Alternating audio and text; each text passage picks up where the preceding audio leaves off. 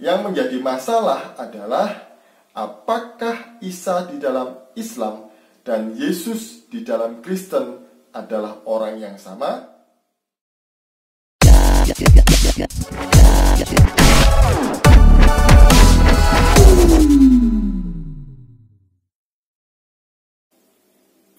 Shalom, bertemu lagi dengan saya Didit Yuli.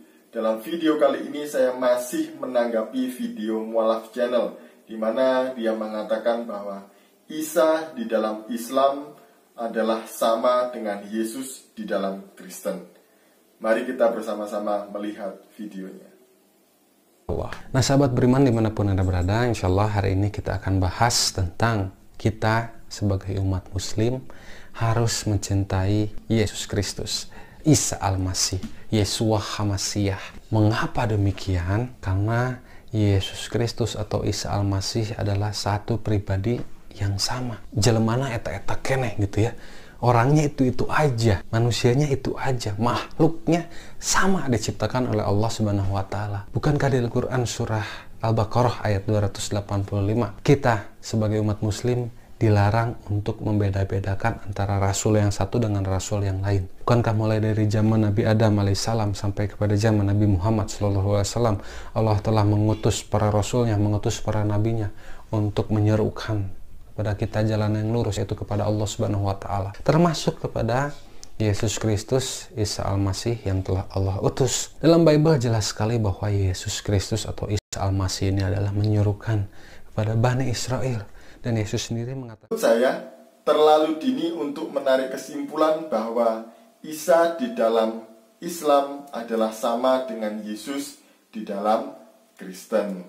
Ini akan menjadi blunder bagi saudara. Sebelumnya saya mau menyampaikan bahwa Yesus sebenarnya memiliki beberapa nama. Nama Ibraninya adalah Yehoshua atau Yehoshua HaMashiach. Nama Aramaiknya adalah Yeshua dan nama Yunaninya adalah Yesus. Kemudian bergeser ke bahasa Arab menjadi Isa dan bahasa Inggrisnya Jesus dan bahasa Indonesianya Yesus. Nah, mungkin ada yang bertanya, apakah nama-nama ini untuk satu orang saja, yaitu Yesus? Benar, ini hanya masalah transliterasi bahasa saja.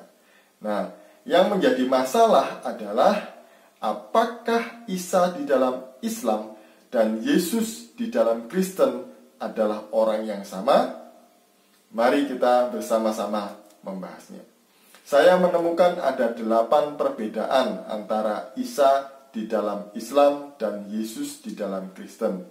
Kalau teman-teman mempunyai atau menemukan perbedaan yang lain, silahkan ditambahkan di kolom komentar.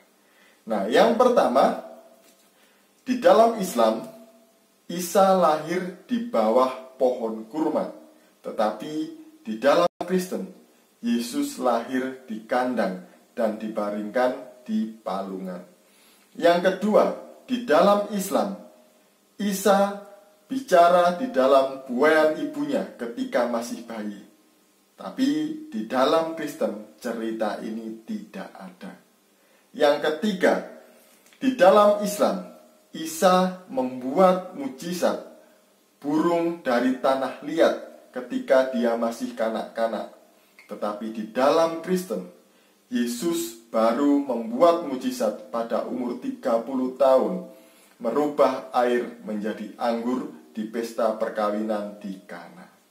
Yang keempat, di dalam Islam, Isa dibawa oleh Zakaria ke Baitul Maqdis dan di sana dia berdebat dengan pendeta Sanhedrin ketika dia berusia 9 tahun.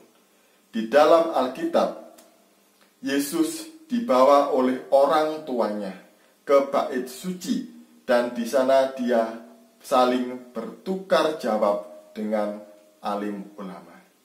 Yang kelima, di dalam Islam, Isa mengatakan bahwa setelah dia nanti akan ada nabi yang lain.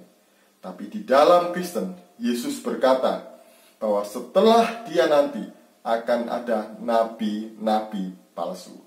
Yang keenam, Di dalam Islam, Injil diturunkan kepada Isa, tapi di dalam Kristen, Yesus Kristuslah Injil itu atau kabar baik. Yang ketujuh, di dalam Islam, Isa hanya seorang nabi.